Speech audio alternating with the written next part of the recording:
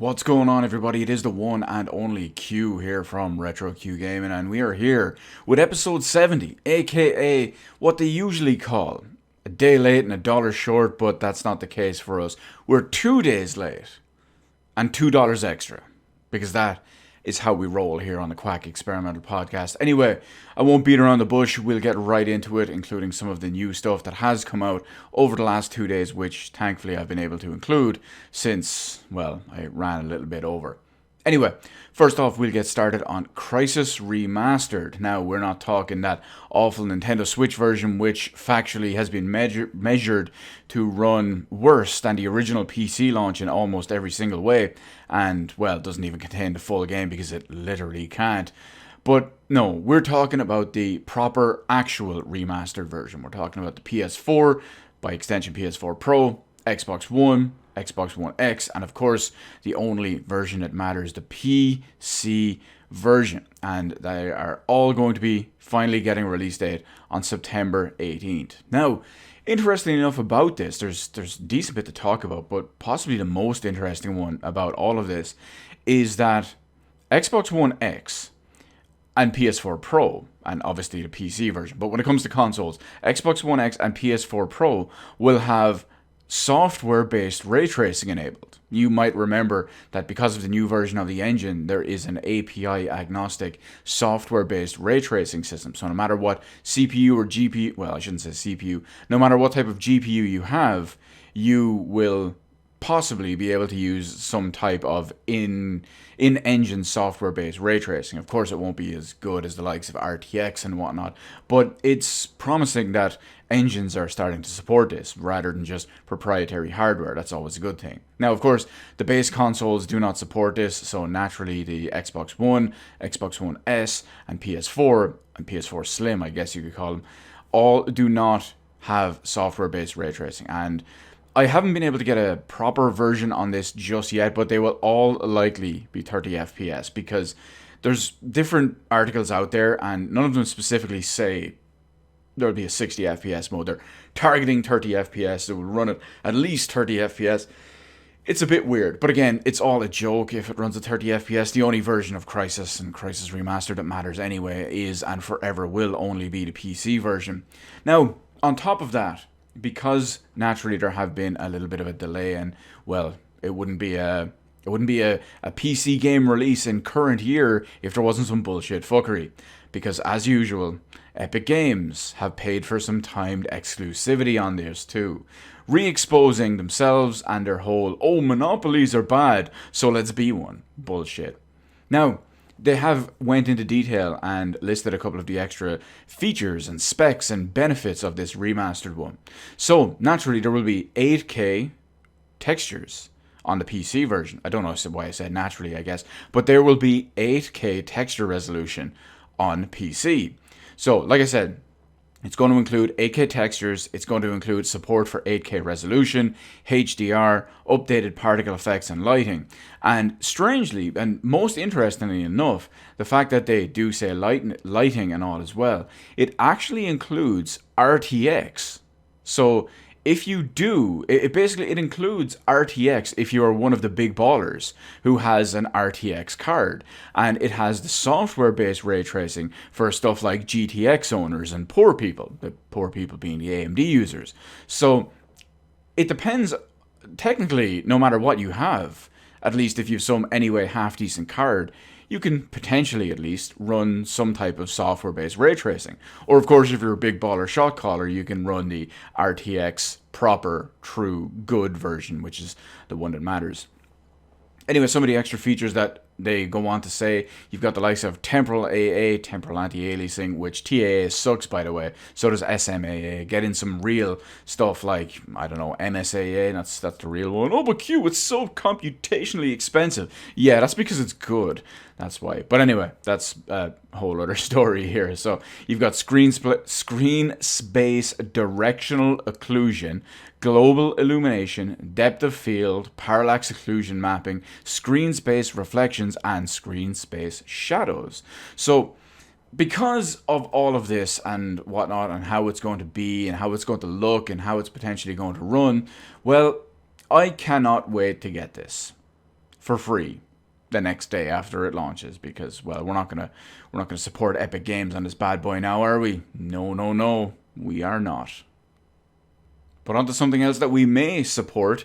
We have a little bit of an update for the SEGA Astro City Mini console. Now, you might remember that is a miniature micro version, if you will, of their little Segas. That is Astro City cabinet, the arcade one, with some big name games and all. It's the kind of unique, not so much unique, the well-known one, that the ubiquitous, maybe the word I'm looking for, the one that everyone should know and everyone should see by this point. As we all know and talked about before, there is in Japan so far no worldwide release talk just yet about a mini version of this, and how it's going to have a bunch of games preloaded on there. It's going to have HDMI out for TVs and all that as well, kind of like the SNK Neo Geo Mini and all. But we did talk about how there were a few games announced previously, but it wasn't a whole list. However, now we do have more games added to the revealed list. It's still not all of them, but there's some good ones on here as well. We've got Bonanza Bros, a personal favorite of mine, even if I was really down with the C64 version on the Commodore 64. You got Columns, Cotton, Crackdown, eSWAT, Gain Ground, Ichidant R, Puyo Puyo, Shadow Dancer, Shinobi, Wonder Boy in Monsterland, Wonder Boy 3, Monster Lair, and that's 23 of the 36 titles so far. Of course, we talked about what the other ones are previously, so I'm not going to mention those in this video, but it's looking decent. Now, you might remember, if the price is around 120, well, after conversion, it's around the $120 mark, and still no release confirmed outside of Japan just yet. I don't think I'd go as far as to import one of these, but if they did bring it out around here, I probably wouldn't buy one day one, because this isn't as big and important to me as the likes of the SNES Mini or the NES Mini or something like that. And I've seen just how much the price drops on some of these. In fact, just a few days ago, I saw the Mega Drive Mini going for $31. So for something like this, while I would like to have it, and some of the games on it do intrigue me, and some of them I do know I already love, I think I would still wait just a little bit. Just like I'm waiting on the C64 Mini. That's dropped in almost half price. I'm still waiting for it to go just that little bit lower. But next up, we're going to revisit one of my favorite topics to talk about. We have digital distribution. Now, we all know how digital distribution sucks, and how terrible it is, and how bad it is, and how it's anti-consumer for the most part. And, well, lately, it's been kind of flipped on its head almost, because there's rumors, still no confirmed anything, but there are rumors that basically a lost game, if you will, may be making a comeback. That game is Ubisoft's Scott Pilgrim vs. the World, the side-scrolling beat-em-up version, which had no physical release ever, and then was only released on the Xbox 360 and PS3 digital stores, and then was removed, and you could no longer purchase it if you didn't already own it. If you already own it, you can re-download it, but it's still a finite resource at this point, with the exception of piracy and all as well. And stuff like this, you definitely should pirate things like that, just because it's no longer available and all too.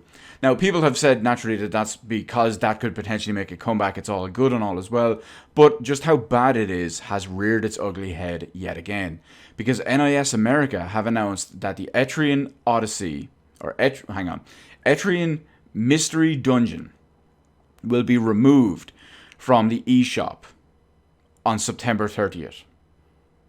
That's here in Europe. No, that's here in Europe, even though it is handled by NIS America, because that also goes on top of what was done before and what was removed previously. The US and Australian versions were removed from the eShop. So, for an unexplained, unknown reason, and given the characters and the parties and all involved, I would assume it's not licensing issues from a third party. But this game will now no longer be available digitally to purchase once September 30th rolls around. There are no more physical copies of this game being printed. Granted, there are a decent amount of physical copies of this game, I imagine, out there, but there's no more being made, and there's no continuous way to keep buying this game. So essentially, it hits its maximum number sold, and then will only go down from there when copies are lost, copies are broken, copies are traded in and never sold again, whatever it is. And this, people, is despite why all the positives and pros of digital distribution, there are still some mega significant cons. One of which I always like to point out as well is that most places, when a game is removed from sale, you can most of the time, usually, still re-download it if you already own the license. For example, Scott Pilgrim, the game has been delisted for years now. If I delete it on my Xbox 360, I can re-download it. However, that's not always the case, because it is entirely possible and has been done before. In which case, I want to say I believe it was one of the Walking Dead Telltale games, where it was removed from certain stores, and even if you owned it, you could not re-download it, because they have the ability to remove your ability to re-download it, even if you have the license, and you don't get a refund. They take your money and they run. This is why physical games always for the win. Now, speaking of for the win, or potentially, or, well, let's discuss it now, shall we? Dualsense, the PS5 joypad, the next-gen PS5 joypad, as they like to hype it up and big up it about anyway.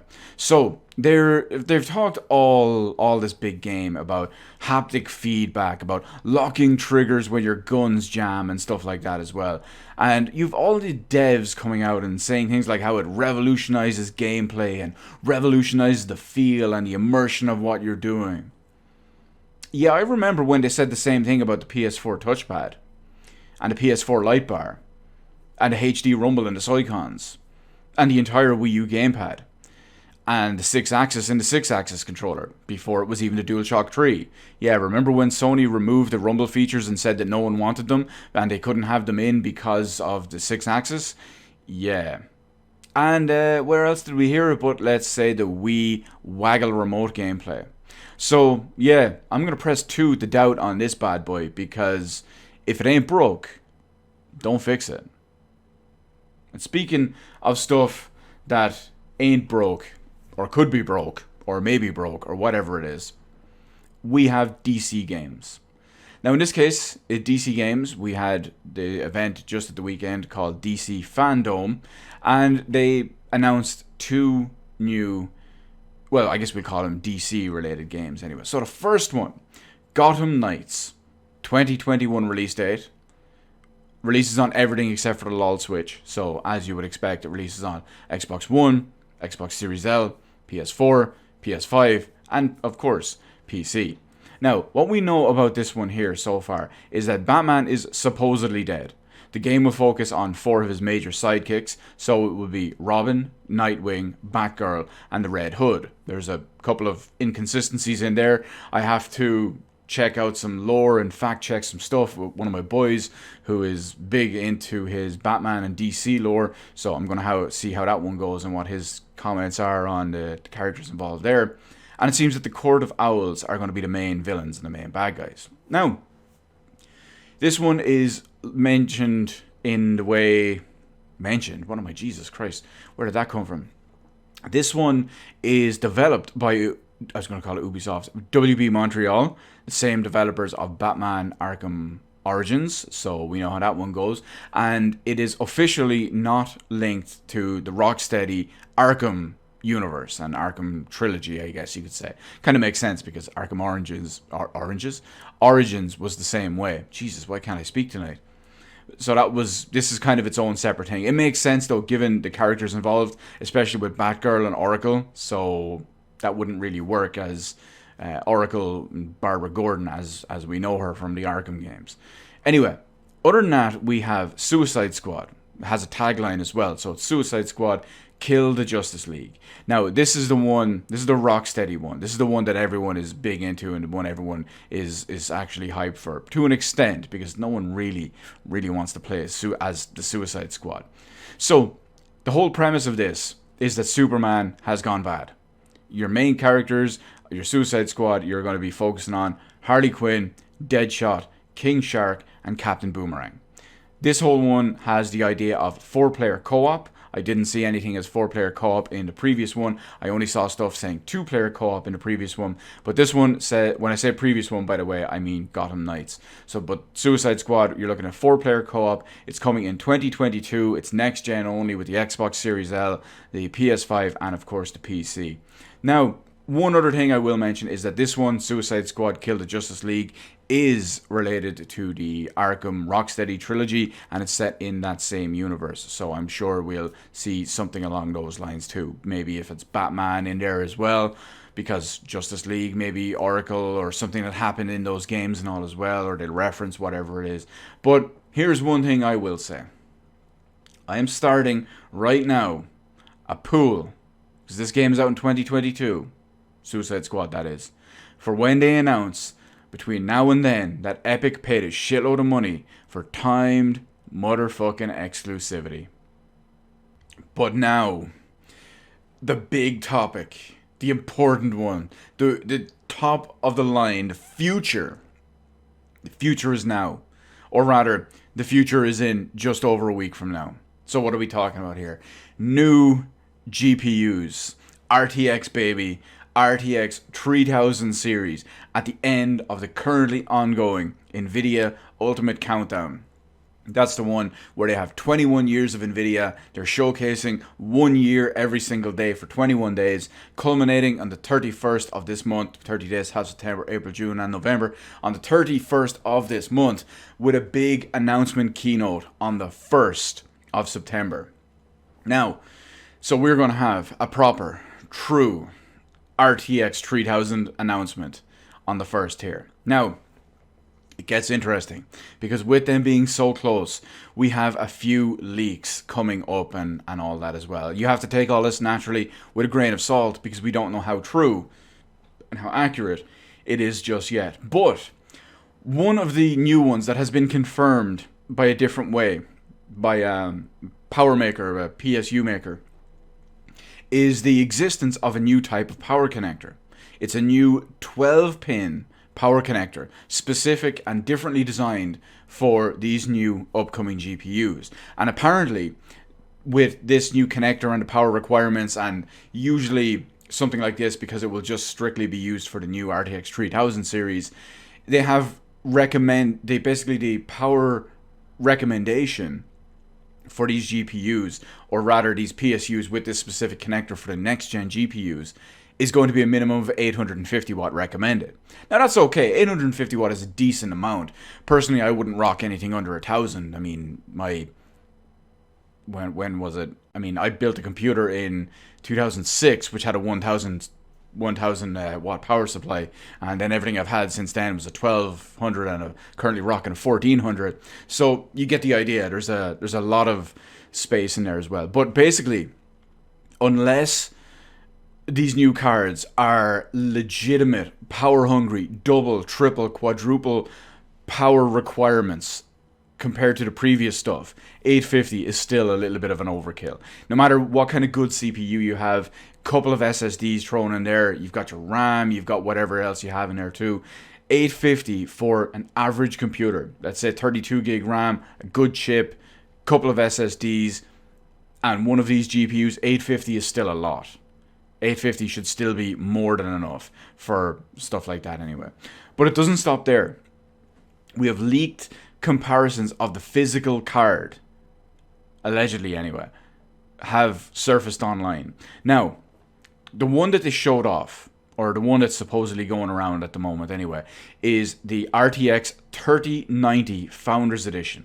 And it looks like a monster in several different ways. It's huge. It's got a triple slot design. So, you know how most good GPUs nowadays take up two PCIe slots, or, well, some of them, they only take up one slot, but it's two brackets on the back, two physical slots in the case. Yeah, this one takes up three of them. Not only is it much bigger, wider, longer, higher, taller, thicker, whatever you want to call it, everything significantly bigger, significantly better than an RTX 2080 Ti. It's going to be beast. It also seems like they may have been redoing the numbering and naming system, in the sense that Usually, most of the time, you would see the top end card would probably be the 80 card, 680, 780, 980, 1080, 2080, stuff like that. And then months later down the line, you would have a TI version, which usually in the case of the top end card, a TI version would be a properly different card. It wouldn't just be a slightly boosted or slightly overclocked card. Like a 2080, no, 2080 is a bad example. A 1080 Ti, for example, was a significantly better card than a 1080. It wasn't just a slightly tuned up, slightly better, slightly overclocked 1080, like it is in some of the cheaper cards. 1050 versus a 1050 Ti, it's basically the same card with a couple of minor tweaks. 1070 Ti, same deal. The 80 Ti was always a significantly better card and a truly different card compared to the regular 80 version. However, they usually came later. So with the advent of the RTX 2000 series, which we saw 2 years ago, that changed a little bit because at launch they had a 2070, a 2080 and a 2080 Ti. And as you would expect, the Ti variant was essentially a different card from the regular 2080 and was significantly better and significantly more expensive, but you gotta pay the cost to be the boss. Now, it seems that they may be doing away with that naming scheme with the upcoming 3000 series, because if it's to be believed, the current planned lineup and naming scheme for all of these is now you're going to have a 3080, which obviously will be its own card and whatnot. You'll have a 3080 Ti, which may be just a slightly boosted, slightly upgraded version of the 3080. And what would... let's go back a small bit. You'd have a 3080, which would essentially be your 3070, or your 2070, if you will, comparing it to the previous gen. Then you'd have your 2080... Hang on, I'm getting all over the place. Then you'd have your 3080 Ti, which would be your real 2080, if you will. It's kind of weird, I know, it's a bit messy. But it looks like they're trying to specifically drop the Ti suffix for the true top-end, high-end card, as to not mislead people to it just being a slightly upgraded version. Because the top-end card seems to be a 3090. Now, for all we know, there could be a 3090 Ti in the works that we see 6 months down the line or whatever it is. But from all the leaks and everything we see in the meantime, it seems that the 3080 Ti is going to launch with 12 gigabytes of GDDR6X RAM. However, it looks like the 3090, which is the true top-end card, is going to launch with 24 gigabytes of GDDR6X RAM. So that is a big difference as well. Huge performance gains across the board in every single way. Not to mention whatever they can do new with stuff like tensor cores, and supposedly the penalty on ray tracing for RTX is arguably negligibly existent anymore. They've refined it so much and it's got so much better. Now, of course, that does leave a problem. With a monster card comes a monster price point for most people. The 3090, the 24 gigabyte monster, is rumored to be coming in at about $1,400, give or take. And it could even go as high as $1,500, depending on the Founders Edition and all as well. So that could be a little bit messy. But on top of that, earlier today, Asus Republic of Gamers accounts on the likes of Twitter and all have been teasing new GPU announcements and new GPUs coming next week. And of course, that ties in perfectly with the first and the second, which is basically when we're going to see them on the first. And we don't know if they're going to be announced by these companies straight away right off the bat, or if they're going to be announced the next day or whenever it is. But it's going to happen. But on top of that as well, it's not just Asus and the Republic of Gamers, because MSI have just registered several new products today as well. They have registered 29 new Nvidia Ampere based GPU SKUs. It's here, lads. It's here. The future is now. Good thing I'm wearing these shades, because all this ray tracing, the future is so fucking bright. These rays gotta be traced. But I do have one other point I want to get across, and one other point to make before we move on to our reason why everyone is here, our best little segment every week that we love to do here. But anyway, this one that I want to talk about, we're going to take a quick look at Arkham Knight, Batman Arkham Knight, because, well, with the advent and announcement and reveal of Suicide Squad, naturally, ignorance has raised its head, as it usually does from the console camps. So, you have a lot of console fanboys out there who are claiming that because the hardware and specifications of the Xbox Series L are technically and correctly more powerful than the likes of the PlayStation 5, they are of course going that, oh, Xbox Series L would be the best place to play Batman or Suicide Squad. And they're trying to use the fact that, well, let's face it, PC is already more powerful than their console, but even so, with the upcoming stuff, it's just going to completely decimate and annihilate it. Well, they're trying to say that, oh yeah, but look at Batman Arkham Knight's PC port, bro. There's no point playing it on that. Suicide Squad is going to run at like 24 FPS. It's going to be like a console game. Wait, that's not right, but you get the idea because they're idiots anyway. So I just want to put this out there. I've made a dedicated separate video for this, just showcasing how wrong they actually are with visual proof of just how much of idiocy that they spread and how much ignorance that they have. But console fanboys, Batman Arkham Knight is not the example you think it is. You know why? Because yes, it did launch in an absolute terrible state 5 years ago. It was fixed fairly promptly. Now, it depends on your definition of fairly promptly and your hardware and all in there as well. Some people were seeing gains and fixes and improvements within a couple of weeks, a month, 2 months. Some even waited as long as 4, 5, 6 months before major patches and overhauls could benefit them.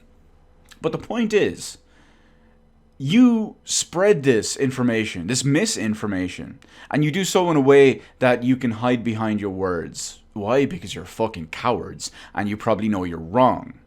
Because Batman Arkham Knight on PC for about 5 years now, going on 5 years, because we're coming up at the end of the year, has run, looked, and performed better and more advanced than your consoles could do. Let me give you a brief example. In Christmas time of 2017, and naturally I had a couple of weeks off college for Christmas at the time, so what did I do? Well, I decided to sit down and finally get around to playing Batman Arkham Knight. Turned on everything to max. By the way, if you want to see what it looks like at max running at a high frame rate and 1440p native resolution, feel free to scroll 1 or 2 videos back where I demonstrate all of that on the channel, so you can check that one out. But yeah, Christmas 2017, I sat down for 2 or 3 days, pretty much played it solid, got to about 97-98% completion. Max settings, native 1440p, practically no glitches, bugs or anything like that, and higher quality than you could ever dream of. All running and never dropping below 60 FPS, and frankly, most of the time running much closer to 90 FPS. So, dear console fanboys, Batman Arkham Knight is not the example you think it is, because it completely crushes, destroys, and fucks you on your own argument. And the thing that really is the pièce de résistance for me personally in this case is that I love when they use Arkham Knight as their point, if you will. Not because of how wrong they are and how much ignorance and misinformation they spread, but the main reason that I love this, and it just tickles me so much, is that this is literally the one game, well, I guess there's 2 now. Horizon Zero Dawn has a pretty shitty port, but it's still better than the console versions. But the point is that they can only point to this one game. They can't point to anything else. There's arguably no other game within the last 5 years since the launch of Batman Arkham Knight that has had a bad PC port. One that at launch, and then excluding even subsequent patches, has been worse than the console version. There are no games that I can think of since maybe the early 2000s that have had such a bad quality, bad tier port that they were worse than the console versions. This is literally the only game they can choose. I notice every single time. There are several arguments out there that I can always, with 100% accuracy, just discern the answer before it happens. This is one of them. One of my other favorite ones as well is when people try to defend Resident Evil 6. I can always point before they even make their example, I can say, well, this person, there's everyone hates this game. The only people who will try to defend it will say, but bro, Leon's campaign, it had zombies, it was survival horror, it was all this. You talk to these people, and the first thing they say is, but Leon's campaign, bro. I could tell you that right off the bat. Absolutely right off the bat. Feels good, man. Oh, and we have one extra little topic that I completely forgot about because I just saw it right in the middle of the night last night and I didn't actually get a chance to put it in my notes and I just remembered it before recording this next final segment. So, I have some great news, everybody. This may shock and surprise you, but probably not. But your boy, Q, was right yet again. And what am I talking about? What am I right this time about? Well, there's so much, really. But in this case, you might remember how for weeks, months, probably even literally years at this point, I have always said and always maintained that the sooner we cut off the Jaguar, the Xbox One and the PS4 from development, the sooner you're going to get proper next generation titles. Sony have figured this out with the PlayStation 5. They have launch titles, or at least they have early generation games that will only be PlayStation 5. That will be leaps and bounds ahead of PlayStation 4 games because they will not be held back by factoring in old architecture as well. Now, you had the Xbox fanboys and the Xbox camp. They were all out there saying scalability, scalability, scalability. Why? Because Phil Spencer was saying scalability and they're just memeing him at this point. They're not even memeing him, but it is a meme, but they just don't even realize it because they're so irrelevant in such tools. Now, of course, anyone who knows anything about logic, I have always pointed this out. You have window of development. Here we go. Trying to look the other way. You have a window of development. So you have your higher end cards up here. You have your lower end pieces of shit down here. There's a certain window. It only goes to a certain size. So basically, if you drag down development to factor in some of the lower quality hardware like consoles and whatnot too, you at the same time drag down the upper ceiling of which too. By comparison, if you cut off previous gen consoles and only develop for next gen consoles and decent PC hardware, your development ceiling goes up. And at the same time, your minimum development floor goes up as well. So even at the lower base, lowest common denominator, it's still significantly better. And it won't be held back, hamstrung by old hardware. Now, we've all seen how Halo Infinite pretty much confirmed that, well, it looks like an early Xbox One game. And that is because it is held back by, guess what? Old ass hardware. So even if you do have the most powerful console in the world like the Xbox Series L, well, there's only so much you can squeeze out of it with design decisions. It's not just about turning up and down the graphics sliders or removing certain things. It's straight up game design from a fundamental level, an unscalable level, or something that can only be scaled to a certain amount, to a certain height, or a certain floor, before you have to start removing certain things because of hardware limitations of the old hardware. Now, of course, naturally, I've been saying this for years, and people have always said I'm wrong. There's a couple of people out there as well who have exactly agreed with me, who have said the same kind of thing. I don't talk with these people out there. They're just other semi-prolific people you see on YouTube or semi-prolific people you see on Twitter or with bigger followings and stuff too. And people will lambast myself, people will lambast them and all as well. Why? Because they're corporate overlords at, I don't know, IGN or Phil Spencer or whoever it is have been telling them this. And even though they're ignoring everything they've seen with their eyes for the last 40 years and 8.5 generations, well, these people can be idiots. But it seems that might be flipped on its head a little bit. One or two of the media, the shills, the journalists, are finally admitting to drinking the Kool-Aid, finally giving up on it, finally realizing, hey, maybe factoring in a console, maybe developing a game for a 12 teraflop most powerful console in the world might be limited and hamstrung by something 90% weaker. Or it's the Xbox. Isn't it 1/10 of the power? But you see my point. And they're finally waking up and seeing it. Of course, the fanboys are turning on them and saying how wrong they are and all as well. But you have these people finally waking up, supposedly have talked to enough actual industry insiders and developers and whatnot who are frustrated by having to factor in all this crappy old hardware, not being able to showcase and show off their new proper next generation game correctly, their new technology, their new experiences, their new everything. Why? Because it has to factor in the old ass piece of shit. Anyway, I will take those I told you so's and Q, you were right and whatnot in the comments section below. Although, chances are if you're watching this, you're already on board with the logic and you already knew and agreed. And well, look what that got us. Nice little bragging rights, baby. Humility is for people who don't have anything to brag about. Anyway, last up, we have the reason why everyone is here. The best segment, everyone's most enjoyable segment, my favorite segment. Q, what is going on? What's up? What's going down? What's the 411? What are you playing? Well, I do want to say quickly, right before we get into this one, we're almost there, lads. 1,000 subs is just around the corner. I already have something uploaded for it. It's processed. It's in great quality. I can't wait to finally publish it. Just once we hit that 1,000 mark. Maybe once we get just to 1,000, maybe we're like 995 or whatever it is, we'll do a live stream where we actually publish the bad boy or we play whatever it is we need to do, but that's beside the point. So, what am I playing? Back to the reason why we're doing this little topic here. Persona 4 Golden is done.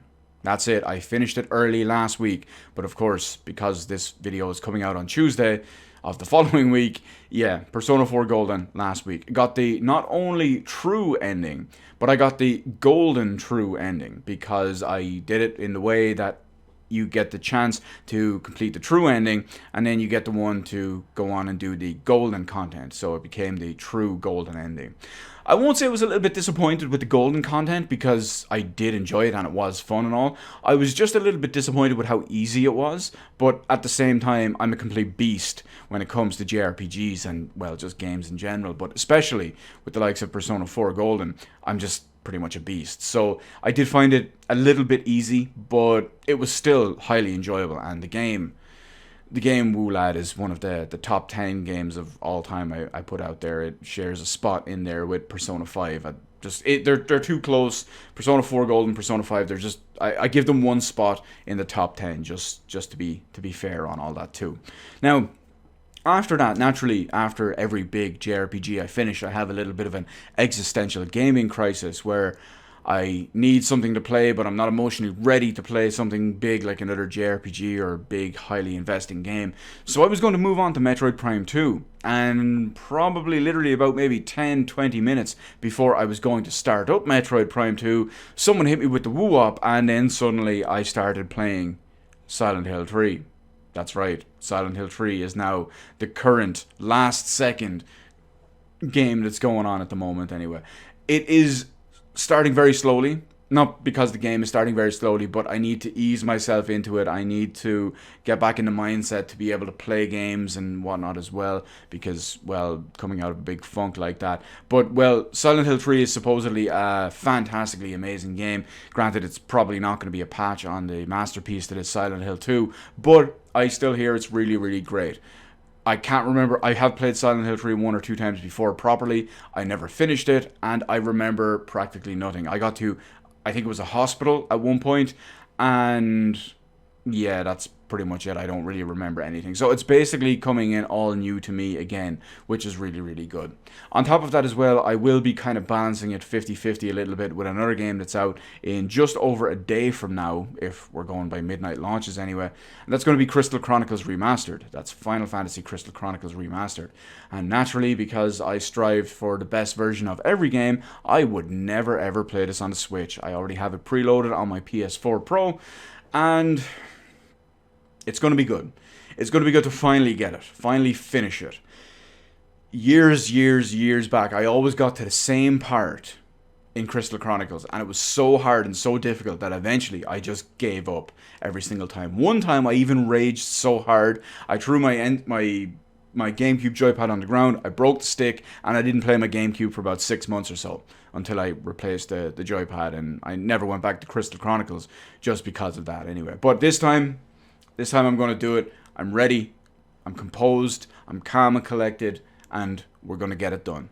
We're going to balance that 50-50 with Silent Hill. Silent Hill games are usually pretty short, at least if you know where you're going. I don't know where I'm going anyway, but if you do know where you're going, you can speedrun these games in like 2 hours. So, granted, this is basically going to be my first time style playthrough again. I'll probably finish in 6, maybe 8. If I'm really slow or bad at it, probably 10 hours.